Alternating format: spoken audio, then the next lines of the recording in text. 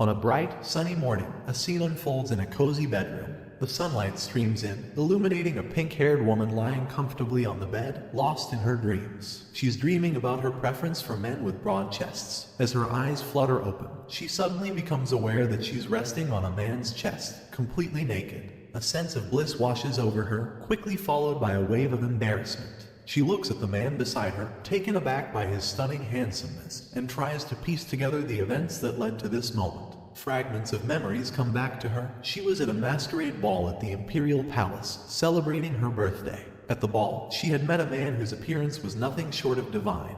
And now, here he was, lying next to her in bed. This pink-haired girl is Judith, our protagonist, feeling a mixture of amazement and guilt, wondering how things escalated so quickly on the very night she came of age. She gazes at his face, marveling at his beauty even in sleep.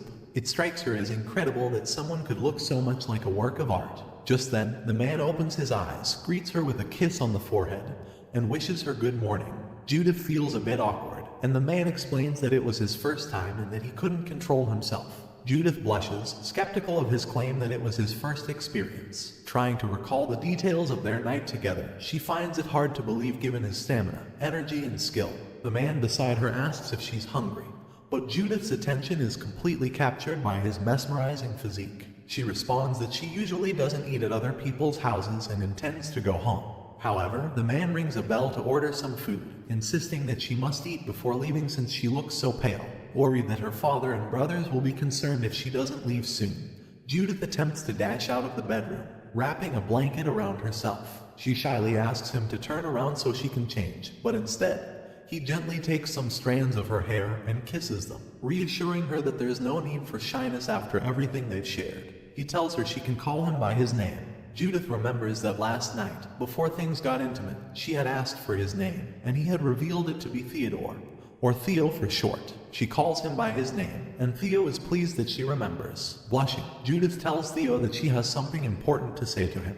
But before she can speak, there's a knock on the door. Theo swiftly pulls her closer, covering her semi-naked body. It turns out to be the maid bringing breakfast, as Theo had ordered. The maid addresses Theo as Your Excellency through the door, which startles Judith. She suddenly realizes that the man holding her is the feared tyrant of the land, and she feels like she's made a terrible mistake. Our MC narrates to us that she has reincarnated into this novel world as Judith after she died in her previous life. In her previous life, she was a 21-year-old college student who loved reading a fantasy romance novel called For My Emperor. In the novel, the heroine becomes an imperial knight, enduring numerous hardships before finally meeting and marrying the emperor. While reading the novel, she had always wondered what would happen to the supporting character Judith. Judith's character had a tragic storyline. Unlike the protagonist, who carved her own path, Judith was born into an aristocratic family that did not love her. Consumed by jealousy, she harassed the protagonist and ultimately met a miserable end. Similarly, in her previous life, our protagonist also lacked familial love. She disliked Judith's ending in the novel.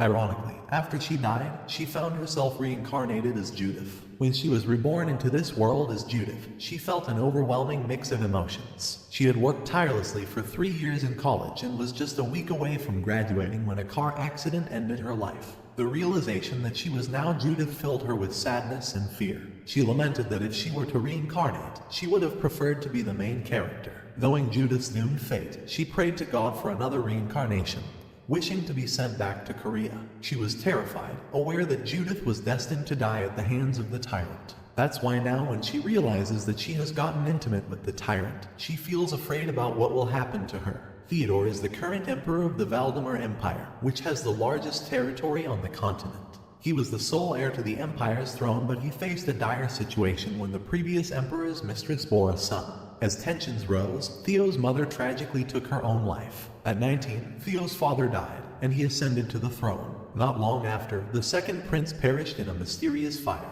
It was Theo who was behind it, the bloodless, relentless tyrant who killed his own father and brother to seize power. He even went as far as murdering his fiancée, Judith, for interfering with his romantic relationship with the female protagonist. Our protagonist, having reincarnated as Judith, decided early on that to survive, she needed to understand the emperor before he met the female lead. Judith, the only daughter of a nobleman in the empire, saw this as a chance to ensure a happy and safe life for herself. Her new family was kind to her, unlike in her previous life, so her main concern was dealing with the Emperor. After growing up, Judith also knew she had a weakness for attractive boys, finding great joy in simply looking at them. So, she decided to attend the New Year's masquerade party at the Imperial Palace, a perfect opportunity to seek a relationship while everyone wore masks. This party was a banquet for newly adult nobles, providing a chance to find a lover under the guise of anonymity. However, Judith initially only encountered unattractive males there and decided to leave out of disappointment.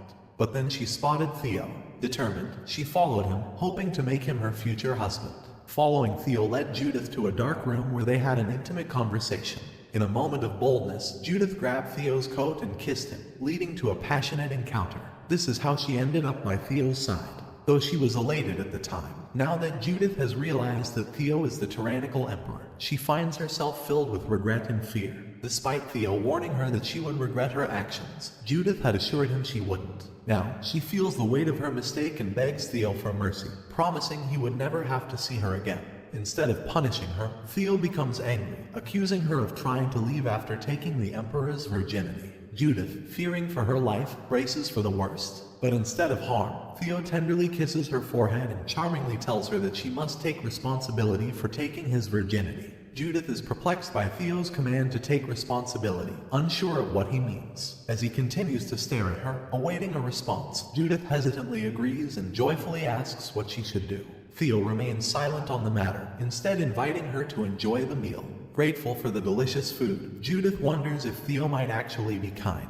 But she quickly dismisses this thought, reminding herself of his reputation as a tyrant who only cares about the female lead. Still, she can't help but notice that he seems kind when he smiles. Suddenly, Theo surprises Judith with an unexpected question. He asks her what she considers the perfect date for their wedding. This startles Judith so much that she chokes on her food. Concerned, Theo quickly calls for a servant and inquires who prepared the morning menu.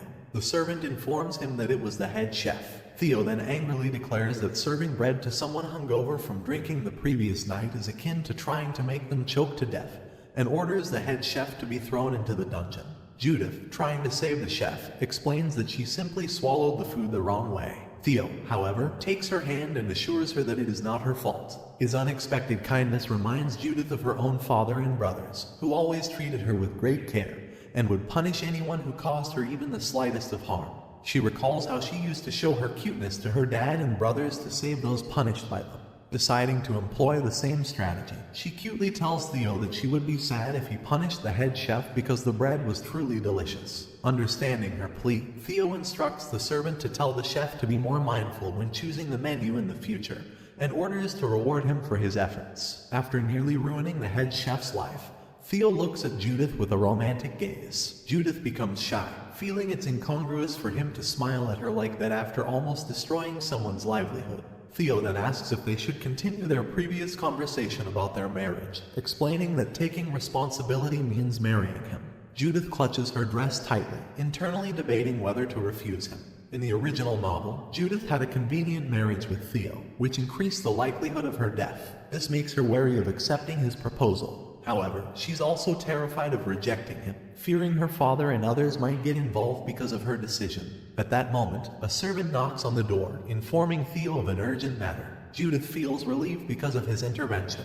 Theo informs Judith that he must leave due to this emergency. He approaches her, kisses her again, and asks her to rest, promising to return soon. With that, he departs. Theo makes his way to the meeting hall to attend to the urgent matter. There, he sees Duke Genevis, the head of the noble council, who has come to speak with the emperor. The duke urgently requests the emperor's permission to mobilize his soldiers and search the palace, explaining that his daughter has disappeared. Yep, that's right, Duke Genevis is Judith's father and he is looking for her. He informs the emperor that no one has seen his daughter since the party the previous night. I have seen her, sir, but doing something you may not like to hear. Anyways, he tells the emperor that despite having searched the entire capital, they have found no trace of her. Theo is surprised to hear that his daughter's disappearance happened at last night's party. Recognizing the seriousness of the situation, he grants the Duke permission to search the palace as a special favor, acknowledging that the young lady's disappearance is indeed a significant issue. The Duke thanks the Emperor for his generosity.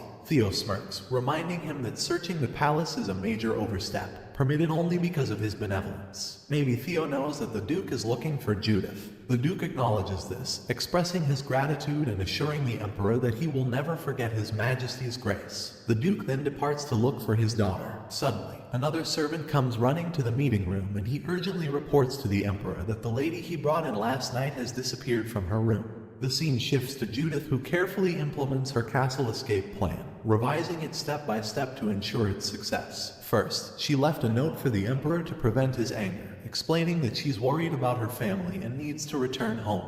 This way, she hopes to provide a plausible excuse for her absence. Secondly, she will move slowly and discreetly, making sure to leave without anyone seeing her. Thirdly, she arranges for a servant Marie to disguise as her and leave for another country, creating a convincing decoy. Fourthly, Judith predicts that the Emperor will search for her. However, she believes that once he finds out that it's Marie, he will give up his pursuit, unable to find her. Finally, she foresees that the Emperor will fall in love with the female protagonist, solving the problem and allowing everything to return to normal. Judith is confident that she will enjoy her family's love and find peace. Judith finds her plan perfect and is ready to execute it. But one thing still bothers Judith. She has lost her entry ID.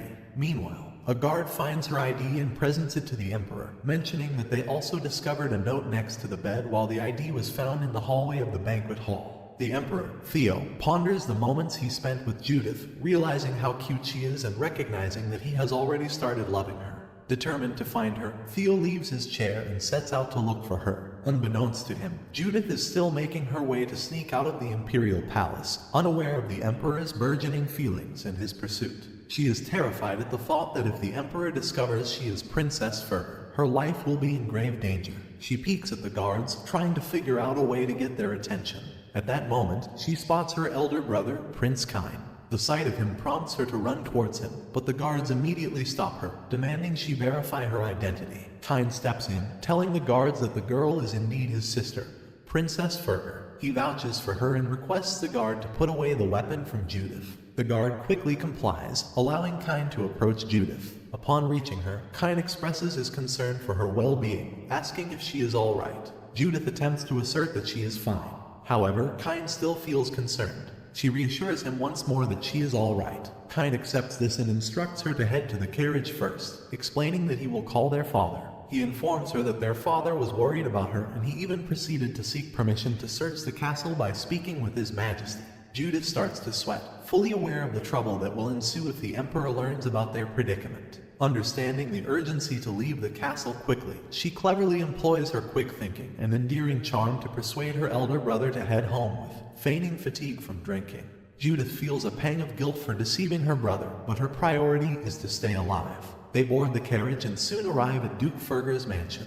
Her younger brother, Tucson, greets her with happiness and relief, but his concern quickly turns to worry as he bombards her with questions about her well-being. Judith then notices blood spots on Tucson's clothes. When she asks about them, he assures her that she doesn't need to worry and insists he hasn't killed anyone. His attempts to convince her only make Judith suspicious, thinking about what a psycho family she has. Just then, Duke Ferger, Judith the father, arrives, visibly relieved to see Judith. Her father expresses his worry, and Judith realizes that all the important men in the Ferger household are present. Her older brother, the head of the knights, her second brother, the master of the magic tower, and her father, with his mighty strength. Judith wonders if she'll be punished for her sudden disappearance the previous night. She apologizes in a cute manner, and as usual, it works. Her father hugs her, assuring her that everything is fine now that she is home, and asks if she's injured. Her older brother tells their father that Judith mentioned not feeling well, prompting their overprotective father to shout for a doctor. The doctor arrives, conducts a health checkup, and reveals that Judith is sick from drinking too much. The overprotective family gets concerned, asking the doctor for a cure. Getting concerned, asking for a cure. My family would have beaten the shit out of me. Whatever. Judith reassures her dad and brother that she is feeling better, so they can return to their important positions. She flatters them, saying that she feels better just by seeing them. Moved by her heartfelt words, they all start crying. Judith internally notes how easy it is to manipulate them. Then, they all leave for work. Late at night, Judith puts on a maid's disguise and asks the maid to pretend to be her as she plans to leave the castle and go to another country to avoid being executed by the Emperor. However, as soon as she leaves her mansion, she sees Theo standing there, who takes her back to the Imperial Palace. She feels like she has returned to the lair of the dragon. As Judith enters the palace again, she pays close attention to the architecture, realizing that it's quite luxurious even for an imperial palace. While touring, a portrait catches her eye. Theo explains that this portrait depicts the first emperor of Valdemar, who was half man, half dragon. He elaborates that the dragon is the symbol of the imperial house due to its power, and occasionally, a member of the imperial family inherits this dragon power. In this generation, it's Theo. Judith recalls the description from the original novel. The dragon powers that Theo inherited include a body as strong as dragon scales, extraordinary strength, and Rakian, a sentient sword belonging to the emperor. She reflects that with these powers, it's natural for Theo to be considered an emperor, even with the stigma of having killed his own family. Judith believes that eventually, Theo will meet the female protagonist, Sir, fall in love, and she will be free to leave the imperial palace and live her life as she wishes. As she dreams about her life after being freed from Theo's grip, Judith suddenly notices Theo undressing. Startled, she tells Theo that, with all due respect, she's not ready to spend the night with him yet. However, Theo explains that he's removing his clothes because Judith must need something to change into, and since he only has his own pajamas, he wanted to give them to her. He assures her that he will call a costume designer first thing in the morning and asks her to be patient with him today. Feeling embarrassed for misunderstanding the situation, Judith thanks him and puts on his robes. Theo then looks at her apologetically and explains that he pushed her yesterday because he couldn't control himself, adding that he should have been more careful. Judith assures him that he doesn't need to feel guilty and that yesterday was great. Theo, a bit shy, leans closer to Judith and whispers in her ear, asking if they can do it again. Judith, suddenly frustrated, watches as Theo laughs and tells her it's late, and they should sleep. They lay on the bed, and Theo soon falls asleep.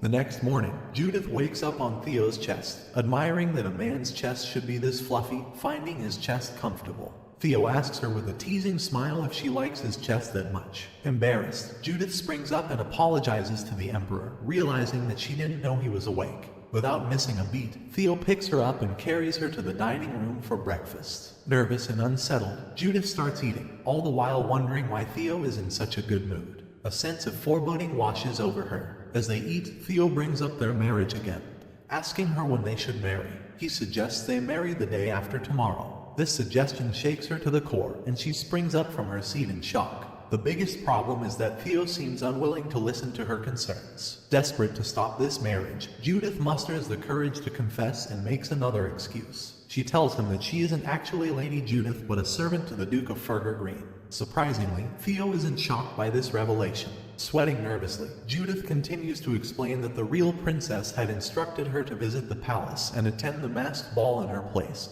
which is how she ended up here. She insists that as a commoner, she cannot marry the emperor and that many would object to their union. She pleads with him not to go through with the marriage. However, Theo simply grabs a few strands of her hair and, with a romantic tone, tells her that it's alright because she is the one he wants to marry, and he won't let anyone object. Noticing his response, Judith feels a sense of relief. She realizes that it's May, and in the novel, Theo meets Cern at the September Harvest Festival. Until then, Judith decides she can go along with him.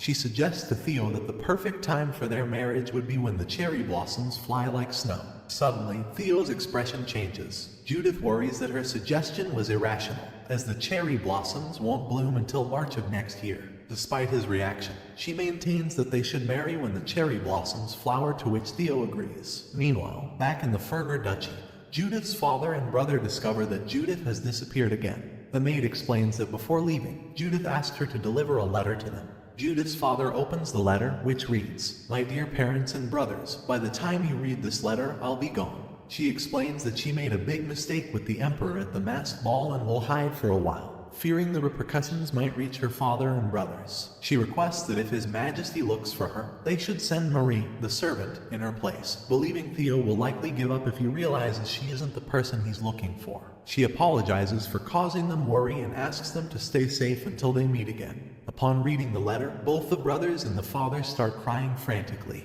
The Duke believes the Emperor must have scared his daughter so much that she ran away. He quickly orders his sons to take the knights and search throughout the capital, believing she can't be far away. Tucson asks his father what he will do, and the father responds that he will go to the Imperial Palace. Back in the Imperial Palace, Judith spent the entire morning choosing an outfit, treating it as if it were a runway fashion show. Eventually, she ended up wearing a dress of Theo's choice, who even got mad when a servant accidentally stepped on it. Judith begins to feel that Theo is just like her family members, who gets mad even on the slightest inconvenience that she faces. While walking through the corridors, she notices a picture of a young boy with blonde hair and dark purple eyes. She asks Theo if it's him. Theo responds affirmatively but in a bleak manner, causing Judith to wonder if she had said something wrong. Theo reassures her that she did not, yet Judith feels that something deeper is going on. She contemplates why the Emperor wants to marry her and asks him directly. Theo tells her it's because he spent his first night with her.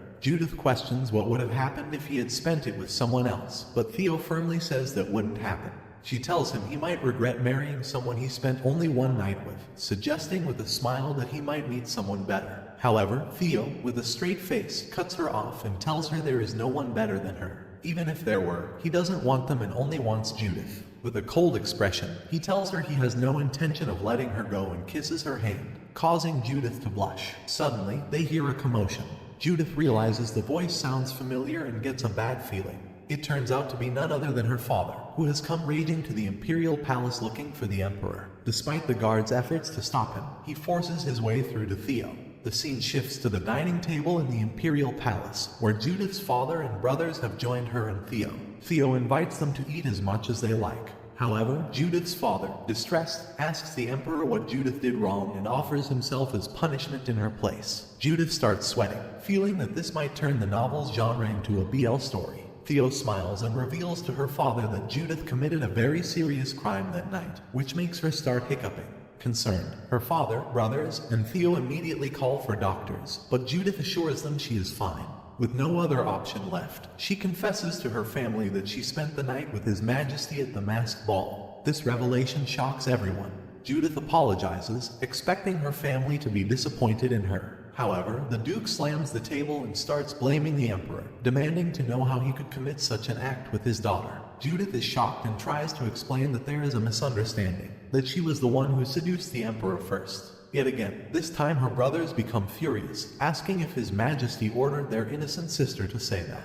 They find it hard to believe that their little angel would try to seduce someone like His Majesty. Theo then speaks up, saying that although they may not believe it, Judith took his virginity, and promised to take responsibility for it. Judith's father asks the Emperor if he is saying he will marry Judith just because of that one night. Theo places his hand on his chin and charmingly tells everyone that he values purity greatly and promised to give everything to the only woman he loves. He then asks her father for a good wedding date, adding that he doesn't mind if it's tomorrow. Judith's father gets a little angry, but Judith holds his arm, asking him to stay calm. Her father places a hand on her shoulder, comforting her, and remarks that nowadays, it's common for two unmarried people to spend the night together before getting married. He says that his daughter will be sent by agreement, not because she made such a mistake with His Majesty, and proceeds to take her home. However, as the Duke leaves, Theo smirks and reminds him of the promise he made when he allowed the search of the Imperial Palace to look for Judith. Theo demands that as compensation for allowing the search, the Duke must accept him as his son-in-law. Theo's demand infuriates the Duke and Judith's brothers. Sensing the escalating tension, Judith becomes concerned, knowing that if this continues, her father and brothers could be labeled as traitors. Determined to take control of the situation, she shouts for everyone to stop, making an angry yet cute face. Her father and brothers find it endearing, noting how she looks like a cute little adult as she clenches her fists and uses all her strength to make noise. Judith suggests that since they don't know each other well, they should first visit the Imperial Palace to see His Majesty every day. After that, if His Majesty doesn't change his mind, they can discuss marriage again. Her father opposes this idea, but Judith firmly tells him there are no objections and that she will take responsibility. This leaves her family speechless. She makes another cute face and asks her brothers and father to go home with her. As they leave, Judith turns back to look at Theo and sees him looking sad, like a cute little puppy. She feels weak looking at his face, but determinedly tells him she will see him tomorrow. After reaching her mansion, she looks at herself in the mirror, wondering if she did a good job. Despite her loud outbursts, she is afraid of meeting Theo tomorrow, questioning if she will die before the original story even begins. She reassures herself that the reason Judith died in the novel was because she interfered with the relationship between Theo and the female protagonist. This time, she will defend and cheer for their love, ensuring there is no way she will die. Yet, deep down, she feels conflicted because she finds Theo cute and kind and doesn't really want to lose him. She wonders if it would be fine to date for a while and then break up. From everything that has happened, she notices that Theo seems much softer than in the original novel. In the novel, he was definitely a straightforward character, even when he met the female protagonist Sir. This change makes her wonder why he has become so weak. Suddenly, Tucson and Kine enter her room and ask her if she would like to join their special magic training, as it's been so long since they last did it. Although Judith feels a bit embarrassed to face her brothers after what all happened earlier, yet she joyfully says yes to them and proceeds to the training. Although it's now public knowledge, it's still fascinating that among the distant ancestors of the Ferger Green family, there were demons. This heritage has resulted in descendants like Judith's father and her brother Kine, being born with powers greater than those of ordinary humans. In fact, Judith's own body inherits the power of another demon, the ability to absorb magic, which she finds useless. Judith tells her brothers that maybe she has no talent for magic and they should stop training. However, Tucson explains to her that there are only two types of men in the world: trash and dog men.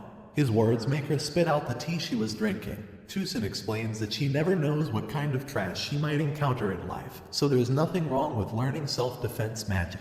Besides, she has the heart of an angel, and the damn emperor agreed to meet with her every day, so she must know how to defend herself. Judith asks Tucson if there are only two kinds of men, trash and dogs, then what kind of man is he? Tucson thinks and then tells her that he and their brother are the good trash, and their younger sister should only know good trash. Judith starts laughing. She feels happy that her brothers didn't mind what happened today. Judith feels relieved after the training. Just then, Judith encounters her dad, who looks concerned. They start talking, and her father, worried, asks if she is really going to the Imperial Palace, where that beast of an emperor lives. Judith asks him not to worry too much. Her father apologizes for making her scared, acknowledging that she is a healthy adult, and that there is no sin in having a deep relationship with someone. Deep relationship, huh? I don't know which depth he is talking about. However, he admits that neither he nor her brothers, no matter whom she chooses to be her husband, will never be satisfied still. He wants her to remember that no matter what choice she makes, she is precious to them. Judith gets emotional, realizing how much her dad cares about her. She tells her dad that she loves him and that she is happy to be born as his daughter while hugging him. With the support of her loving family, she feels there is nothing she needs to worry about. The scene shifts to the Imperial Palace, where Theo appears troubled. He calls for his assistant, Ulfen, and instructs him to procure the Tears of Asteria. Ulfen is taken aback, as the Tears of Asteria is the most expensive diamond ring on the black market. The Emperor had once mentioned he would use it only when he found the woman he truly loved. Ulfen feels a surge of happiness, anticipating that he can finally fulfill one of the Emperor's long-standing wishes, as he often felt powerless in his position. However, Theo then instructs Ulfen to make the cherry blossoms bloom, regardless of the cost. Ulfen, who had been internally laughing at the extravagance of the first request, suddenly stops. Nervously, he informs His Majesty that all the cherry blossoms fell last month, meaning they would have to wait until the next year for them to bloom again. Theo becomes furious and tells Ulfen that he is talking too much, insisting that he make the cherry blossoms bloom no matter what. Theo seems like the kind of guy who uses money to buy money. In the subsequent scene, we see Kine reflecting on Theo. During the war, Theo had shown little interest in any woman, but now he seems to be head over heels for Judith. Suddenly, a servant arrives and informs Kine that Theo has visited the mansion. Kine is surprised that the man he wants to kill has come to him voluntarily. Theo greets him, asking what brings him there so early in the morning. However, his expression and body language suggest a different message. What the hell are you doing here so early in the morning? Get out of here. Theo explains that he came looking for Judith. Kine asks why, and Theo explains that Judith had said she would come to see him. Kine tries to tell Theo that she will, but right now she's sleeping. Theo says that's perfect. It's the very reason he came to the mansion, to see her sleeping. Kine tries to stop him, saying that Judith can't sleep well with someone around. However, Theo smirks and tells him that she will sleep well in his arms. Meanwhile, Judith wakes up with a feeling that someone is looking for her. She asks her maid, Marie, to help her change her clothes, but can't find Marie anywhere. Not only Marie, her other servants are also not there. Finally, Marie arrives. Judith asks what's going on and why everyone is so busy. Marie reveals that His Majesty the Emperor has come to see her in the morning, which terrifies Judith. Marie further informs her that they are all in the little lord's room on the second floor, having a conversation. Judith quickly dresses and heads there, wondering what kind of trouble they might cause this time. She enters the room to find her brothers proudly showing her childhood paintings to the Emperor, which embarrasses her. Kine proceeds to show Theo a doll that Judith made for him as a birthday gift, which looks nothing like a doll. Yet, Theo agrees with Kine, saying it's a performed and unconventional doll, exactly the kind of thing he likes. Then, Tucson shows Theo a letter Judith wrote for his birthday which just reads, "I love you so much." Theo finds her writing very elegant, even though it is far from elegant. Despite this, he feels impressed. Theo feels a pang of jealousy knowing that the only letter Judith sent him was the one where she informed him she was leaving the Imperial Palace. Determined to spend time with her, he takes Judith to get a portrait made. While the artist works on the portrait, Judith feels the process is taking a long time. Sitting in silence for a while, she starts to nod off and eventually falls asleep in Theo's arms before the portrait is completed. Theo quickly calls for Othen, and the artist fears the Emperor might be angry about the delay. However, Theo instructed the artist to take his time, reassuring him that the Emperor is not upset. After that, Theo gently picks Judith up and tells the artist that, since he has captured the image roughly, he can complete the rest of it on his own and can bring the finished painting to his office when it's done. On the outskirts of the Empire, Tucson is busy hunting monsters, but his comrades can clearly see that he is in a foul mood. It's surprising for them to see the head of the magic tower involved in such a task. Tucson is furious because Theo abruptly took his sister to the Imperial Palace. In his anger, he releases a large shockwave of magic, cursing Theo for trying to do whatever he wants with Judith. Suddenly, a crow arrives with a message. Meanwhile, at the Imperial Palace, Theo sits beside a soundly sleeping Judith. He wishes for her to wake up soon because it's getting harder for him to resist the urge to do something naughty. He hugs her, and she wakes up, surprised to find Theo so close. Just then, a servant comes and informs Theo that the master of the magic tower, Tucson, wants to see him. Judith is also surprised that her brother has come to visit her. Tucson comes and gets happy to see Judith. Then, Tucson informs Theo that this morning, in the forest on the western end of the island, 2 chimeras were found. He tells Theo that one chimera was killed immediately while the other fled and is currently being tracked. Judith becomes concerned upon hearing about the chimera because, as someone who has read the novel, she knows there's only one person in the entire kingdom capable of handling the situation. Icard, the second prince, who is believed to be dead. Icard was the illegitimate son of the late emperor and his lover. Unlike Theo, who inherited the royal family's power, Icard was an ordinary person. Icard's mother, determined to make her son the crown prince, performed numerous black magic rituals on him during his childhood. This led to a difficult upbringing, and after the death of his abusive mother, Icard's spirit was broken. All of his pent-up anger and resentment were directed at Theo. Icard felt that Theo had everything he didn't, simply because Theo was born lucky. Like Theo, Icard dedicated himself to researching chimeras to gain the power of the dragon. However, Theo eventually discovered Icard's research on black magic. In a desperate move, Icard set fire to the prince's palace, destroying all traces of his research, and then disappeared. Theo was left with the stigma of being a tyrant, falsely accused of killing his younger brother. When Judith thinks about Icard, she feels a sense of sympathy, understanding that anyone growing up in such an environment might turn out like him. In her previous life, she too suffered from an inferiority complex, feeling overshadowed by her siblings. But now, she has a family that cares deeply for her, sometimes overwhelmingly so. Meanwhile, Tucson tells the Emperor that since Theo has to pay close attention to even the smallest details of the Empire, he would like to see His Majesty frequently from now on and talk to him in person. In reality, what Tucson is implying is that he will keep appearing unexpectedly in the future, so Theo should behave himself. Tucson then tells the Emperor that since it's getting late, he will take his sister and leave. Judith bids goodbye to Theo, telling him that she will return tomorrow. Seeing his sad and frustrated face, Judith knows she will have to console him tomorrow. After arriving at her family's palace, Judith's father informs her that they've arranged to pick her up from the Imperial Palace every day at 5 a.m. This news makes Judith feel sad. Though she appreciates the care her family is showing her, a stark contrast to her previous life, she still finds their overprotection overwhelming. Feeling stressed, Judith decides she needs something specific after dinner. Late at night, she sneaks out of the mansion to buy it. The carriage driver assisting her warns that if she's caught, her father will be angry. He advises her to make her purchase quickly and return.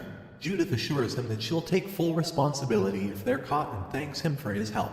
Her destination is Camilla Bakery, where she hopes to buy her favorite limited edition chocolate scones. Judith worried that they might be sold out since it's late, but to her relief, she manages to find some. As she's at the bakery, she notices a suspicious-looking man with black hair and a cape. The man glares at her, making her conscious. She wonders why he's staring at her, questioning if he's never seen a pretty girl before. The man approaches the counter and throws down a handful of gold coins, declaring that he'll pay for everything on her tray.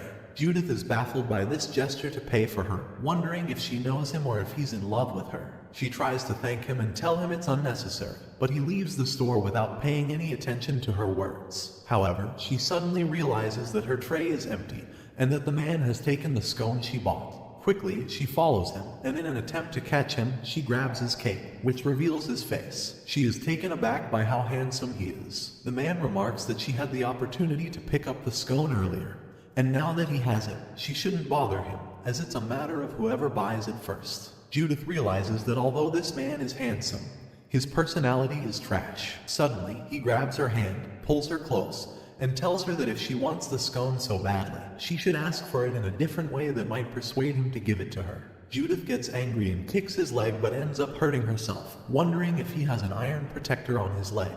She runs away, cursing him to keep those damn chocolate scones. Judging from her footprints, the man wonders if she might be the Emperor's wife. He then heads to a bar in an alley where the bartender welcomes him back. The bartender addresses him as Icard, revealing that this black-haired man is none other than the second prince who everyone thinks has died. Seeing him smile, the bartender asks if everything went according to the plan. Talking about Judith, Icard tells the bartender that he initially thought she would be a foolish girl who would be easy to manipulate, but she turned out to be quite different. He explains that because of this, he'll have to find another way to seduce her until she succumbs to his charm. The bartender checks Icard's robe and takes out the chocolate scones from inside. Icard tells him that he doesn't need them anymore and that he can throw them away. The next day in the Imperial Castle, Theo tries to focus on his work while sitting with Judith. However, he finds it hard to concentrate and decides to spend some time with her. Seeing him leave his chair, Judith asks if he's done working. Theo turns his head and replies that he's not done yet, just a little tired. Judith suggests that if he's tired, it would be better for him to lie down and rest, explaining that while work is important, overworking can make him sick. Theo agrees and lays down on her lap to rest. She asks if he's comfortable, but Theo admits that he's not. What a Chad. Judith wonders if Theo isn't actually tired and just did this on purpose to lie on her lap. However, when she looks at his face, she realizes he genuinely looks tired. She asks if he hasn't been sleeping well lately, and Theo confirms. Judith expresses concern, saying that if he's too busy with work to sleep, it's not good for him. Theo changes the topic and asks what he should wear to meet her tomorrow and what he can do so she likes him. He admits that he doesn't even know what kind of food she likes and tells her that he spent the day imagining tomorrow, explaining that there are many things he wants to do with her, and a single night isn't enough to think about it all. Judith blushes and tells him they can try those things one by one. As she continues to speak, Theo takes her hand and caresses it, telling her that he wants to hug her. However, Judith gets flustered and tells him that she is not mentally prepared yet. Judith blushes and tells Theo that he should sleep since he must be tired, and they can talk more after he gets some rest. Theo tries to resist, but Judith insists, and he eventually agrees. As he attempts to fall asleep, Judith gazes at his face. She reflects that it's not that she dislikes Theo. He's handsome, has a good physique, and he is surprisingly kind. She knows that she likes him, but what confuses her is why he likes her so much, especially considering they haven't known each other for long. She somewhat dislikes the idea that Theo might be obsessed with her just because she's the first girl he's met. She is aware that their initial meeting was accidental and that if CERN, the female protagonist, appears, they will likely separate. However, as long as they are together, she wants to have a pleasant relationship with Theo. She hopes that even if Theo eventually falls in love with CERN, he won't end up hating her enough to want to kill her. Suddenly, she notices him wearing a necklace, although it's hidden beneath his shirt. Her curiosity gets the better of her, and she carefully begins unbuttoning his shirt, hoping he remains asleep. Just then, Theo stirs and wakes up, catching her in the act. He misinterprets her actions, quickly pins her down, and smirking, asks if she's ready for what he thinks she's initiating. Judith is left speechless and takes a moment to gather her thoughts. She then gently pushes him away, firmly stating that she doesn't want to go any further. Shyly averting her gaze, she explains that she isn't interested in relationships based solely on physical attraction. Theo tries to reassure her, expressing his genuine feelings for her, but Judith is adamant, insisting that he is only interested in her body. Theo gazes at her questioningly, as if to say that's not true. Despite her reservations, Judith's hands instinctively start to touch his chest, revealing her conflicted feelings. She tells him that she wants to learn more about him and that they should take things slow. Theo sighs and assures her that she can simply say no if she doesn't want something and he will always respect her boundaries. Apologizing for his earlier assumption, he gently asks for her hand and requests one more favor, to go on a picnic together. In the guise of a picnic invitation, Theo requests Judith to accompany him to a hunting competition. Although Judith always avoids the event to steer clear of Theo, his personal invitation leaves her with no choice but to attend. During her way back to her mansion from the Imperial Palace, Judith and her father talk about Judith's life. During the journey, her father, concerned for her well-being, inquires if the Emperor pressures her into anything. Judith reassures him that she isn't being forced into anything she doesn't want. She explains that the Emperor is more considerate of her opinions than she anticipated. She acknowledges that although she and the Emperor are still getting to know each other, she has chosen to approach their interactions with a positive attitude. Judith further assures her father that he needn't worry excessively, promising to inform him first if any issues arise, giving him the opportunity to address them with the Emperor directly. Her father feels a surge of emotion, realizing he perhaps worries too much. Despite his personal dislike for the Emperor, he respects Judith's autonomy in making her own decisions. He acknowledges that as a father, he needs to honor her choices. Apologizing for his tendency to forget that Judith is now an adult, he expresses his resolve to support her decisions. Judith, in turn, asks him not to fret, pointing out that marriage is a natural part of life for everyone. Her father's emotions deepen as he marvels at Judith's maturity and sensitivity to his feelings. He reflects on his own marriage to Judith's mother, Layla, and imagines the emotions his father-in-law must have felt when he married her. Reflecting on his late wife, he internally communicates with her, expressing pride in how much their daughter has grown. Then, the narration explains about the hunting contest organized by the Imperial Palace. This annual event promotes harmony between the Imperial family and the nobility, with the winner being the one who hunts the most on the day. Before the competition begins, women kiss the participants to wish them a safe return and good luck, while men have the custom of giving flowers along with their game and confessing to the woman they like. It is a popular event among young men and women. Judith reflects on Theo's request for her to participate, realizing it means he wants to give her flowers. She feels embarrassed at the thought of publicly declaring they are lovers and wonders if she will have to kiss Theo. As she prepares for the hunt, she realizes she had been so focused on breaking up with Theo safely that she forgot that in her past life, she died without ever having a romantic relationship. If she accepts Theo's proposal, he will be her first boyfriend. This thought makes her blush so hard that she tightly hugs a pillow, getting all red. She feels shy, thinking that if it becomes true, she will have the Emperor of the Kingdom as her boyfriend. The idea of being the Emperor's lover overwhelms her, and she finds herself unable to calm down, totally going crazy out of excitement. To clear her mind, she decides to go out for a moment and get some fresh air. She heads to the same bakery again to get her favorite chocolate scones. To her delight, she finds that many chocolate scones are available today, unlike the last time when only one scone was left and she even lost it to that black-haired man. Happy with her find, she decides to buy all the scones and give them to her family and the people of Duchy. As she heads back to her carriage, Judith begins to wonder if she has bought too many chocolate scones, as the weight makes it difficult for her to walk. With both hands full, she finds herself unable to open the carriage door. She calls out to the carriage driver, Jason, for assistance. However, before Jason can respond, an unknown man steps forward and opens the door for her. Judith thanks the stranger and prepares to leave. But as she boards the carriage, she notices the man watching her with a shady gaze. Ignoring her unease, she settles into the carriage, and it begins to move towards her mansion. As the journey progresses, Judith becomes aware that the carriage is shaking unusually much today. She starts to wonder if they are even heading in the right direction. Suddenly, the carriage comes to an abrupt stop. Judith, finding the quick arrival strange, asks the driver why they have reached their destination so fast. But instead of a response from Jason, the carriage door opens to reveal the same man who had helped her earlier. The man tells her that her driver is probably in a warehouse somewhere and she's his victim now. Judith quickly recognizes him as the man who had opened the carriage door for her earlier, and she realizes that she is in the midst of a kidnapping.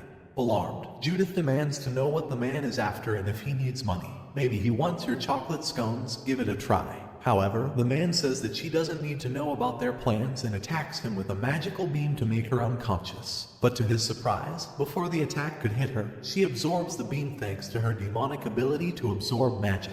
Catching the man off guard, Judith sees an opportunity and tries to remember what her brother taught her during their training sessions. She is sure that there is a magic spell specifically meant for situations like this. She recalls a powerful spell that can blow away an opponent in a single blow, but her brother had warned her that it requires a genuine magical talent, which she lacks. Accepting that she cannot use the powerful spell, Judith remembers that her brother also taught her a quick and effective move for self-defense. Determined to protect herself, she recalls the spell and swiftly performs it.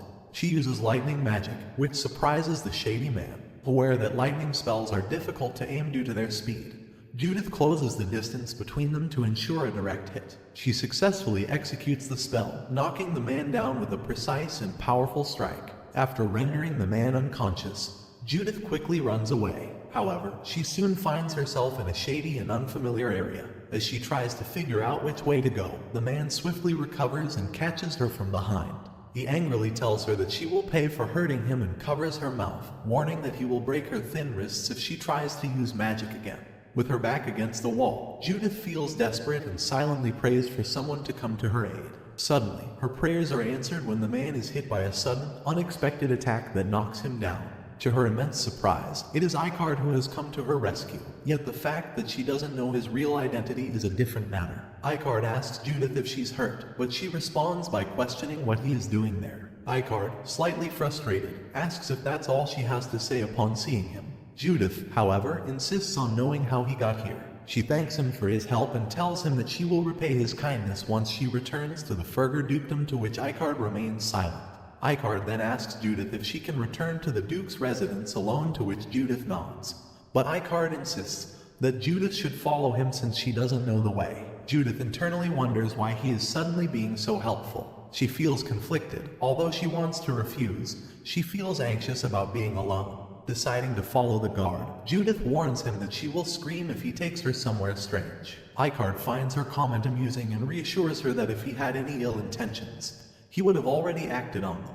Judith realizes this is true and lets him help her. Afterward, they reach the Furger dukedom. She thanks him again for saving her, admitting that she was scared earlier, explaining that is still somewhat angry about what happened on their first meeting when Icard took away her chocolate scones. Besides, she insists that she must repay him for his help. Icard tells her it's unnecessary, but Judith persists, explaining that she doesn't like to receive help without returning the favor. Icard suggests that if she is truly grateful, she should visit him personally instead of him coming to the Duke's residence. Frustrated, Judith asks for his address, intending to come with a bunch of gold coins. However, Icard declines, expressing his dislike for such gestures. Suddenly, Icard turns around and suggests that if she truly wants to repay him, she can buy him the chocolate cookies from the bakery. She finds his request somewhat strange, speculating that maybe this person is obsessed with chocolate cookies. Finally, they arrive at the square of the Duke's mansion, where Icard informs her that the escort ends here. Icard teases Judith, saying he doesn't need to hold the princess's hand to help her into the carriage. Irritated, Judith retorts that she can manage on her own and tells him he can leave. As she heads towards the mansion, she feels foolish for briefly considering he might be a good person.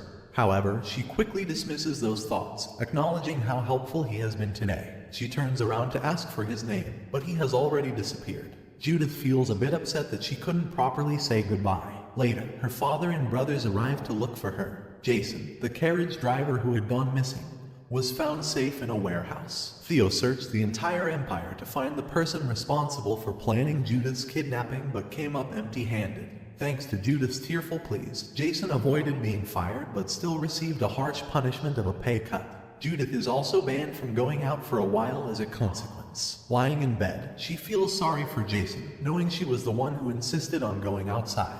She feels sad about being banned from going out, particularly because she won't be able to visit Camilla's bakery for some time. Thinking about the bakery, she suddenly remembers Icard, realizing she was supposed to meet Icard today. However, she doubts he will still be waiting for her. The scene shifts to Icard, who is seen meeting a tigerback chimera named Shrek. Suddenly, a maroon-haired man, probably Icard's subordinate, comes and reports to him that they have dealt with the thief who had bribed him. Icard thanks him for being such a big help, but the man acts moderate. He then asks Icard about Judith, questioning if she actually has the ability to undo magic, something that is considered impossible. Icard explains that, to be precise, it's not about nullifying or undoing the magic, but rather about absorbing it. He elaborates that Judith has the ability to convert her opponent's attack into her own mana. He reveals that this power originates from an extinct demonic race. There is a well-known rumor that Duke Ferger and his eldest son have inherited demonic powers, granting them superhuman abilities. Even their daughter, Judith, is said to have inherited a different type of demonic power, Icard explains. He instructs his subordinates to keep a close watch on Judith, ensuring that they remain undetected. As the subordinate leaves, Icard begins to reflect on his stepbrother Theo. He feels jealous, knowing that Judith, the Emperor's lover, is a woman with an unparalleled magical power. With a smirk, he contemplates how Theo always seems to get everything he desires. After a while, the day finally arrives when Judith's ban from leaving the mansion is lifted, thanks to hunting competition. Judith steps out of her carriage, relishing the beautiful weather and fresh air she has missed for so long. She stretches, feeling invigorated. Suddenly, she spots Theo, marveled to see his handsome face after so long. She asks him why he arrived so early, as the royal family typically arrives last. Theo kisses her hand and explains that he came early because he wanted to see her. Seeing Theo so close to Judith makes her father and brothers uneasy. Judith herself feels a bit embarrassed by Theo's closeness in front of her family. As the preparations for the competition begin, women kiss their men for good luck and success. Judith's brother Kine also heads towards the competition area, but gets stopped by Judith, who kisses him on the cheek, cheering him on that the captain of the knights must lead the participants. Judith then kisses her father's cheek, asking him not to overdo it. Afterward, she searches for Theo in the tents, curious about who he might be with. She finally spots him alone, with no family members around. Quietly approaching him to avoid being seen, she tells him she has come to bless him. Theo quickly connects the dots that this means it's time for their kiss. However, to Judith's shock, he tells her that she doesn't need to kiss him just because everyone else is doing it. Regardless, Judith comes closer and kisses his cheek and blushingly explains that she is not doing this out of some necessity. Seeing her shyness, Theo leans in and attempts to kiss her again, this time on the lips, reminding her that he has given the right to his lips to only her. However, Judith, with a red face, pushes him back, clarifying that she just came to bless him so he should not get the wrong idea. Theo stands silently without saying anything and sensing the awkward environment. Judith begins to leave his tent. As she walks away, she wonders why his expression seemed so cold despite the fact she gave him a kiss. Just then, Theo calls out to her, asking her to stop. When she turns around, he quickly kisses her forehead, wittily remarking that this is also a blessing, so she shouldn't misunderstand it. After that, the much-awaited hunting festival begins, and all the men ride off on their horses to hunt. Meanwhile, their mistresses wait, gossiping among themselves about how this year the Emperor has come with his lover. They glance at Judith, making her feel self-conscious. Judith considers excusing herself by saying she needs to go to the bathroom, thinking it might be a good way to escape being the center of their gossip. Suddenly, a woman named Isabella approaches Judith, surprising her. Judith is taken aback to see Isabella at the hunting competition and wonders if this is the moment when they first meet in the original novel. As per the novel, Isabella Leon, an assistant to the villainous Judith, harbored feelings for Theo and was jealous of Judith, his fiancée. In the novel, Judith cleverly manipulated Isabella's feelings to conspire against Cern, the female protagonist. However, the righteous Cern saved Isabella's life when she was in danger, which deeply moved Isabella and transformed her into a loyal friend of Cern. Considering this backstory, Judith is currently wary of forming any kind of relationship with Isabella, knowing that, according to the novel, they will eventually betray each other. Nevertheless, Judith greets Isabella with a smile, saying it is a pleasure to meet her. Deep down, she knows that nothing good will come from getting close to Isabella, so she decides it is best to keep her distance. Isabella expresses that she has really wanted to meet Judith and asks if she can send her an invitation to the next tea party. Internally, Judith is screaming, "No, please don't send it." But outwardly, she politely responds that Isabella can indeed send the invitation, and if nothing important comes up, she will definitely try to attend. After that, Isabella sits next to Judith, much to Judith's dismay, and starts chatting about various topics. Isabella offers her a special flower tea that she brought, explaining that it is a rare flowering tea found only in the jungles of the continent's southwest. Intrigued, Judith reaches out to take the cup, but suddenly, the tea spills onto Isabella's dress. Judith quickly realizes that Isabella spilled the tea on purpose. Everyone around them begins asking Isabella if she is okay. Surprisingly, Isabella responds with a cold tone, insisting she is fine, and then sarcastically remarks that Judith apparently has slippery hands, blaming her for the spill. Despite being extremely furious inside, Judith maintains her composure and boldly tells her that what she is doing is quite childish. What will happen next? Will they end up ripping off each other's hair? Jokes apart, who will come triumphant in the hunting competition? Stay tuned to find out.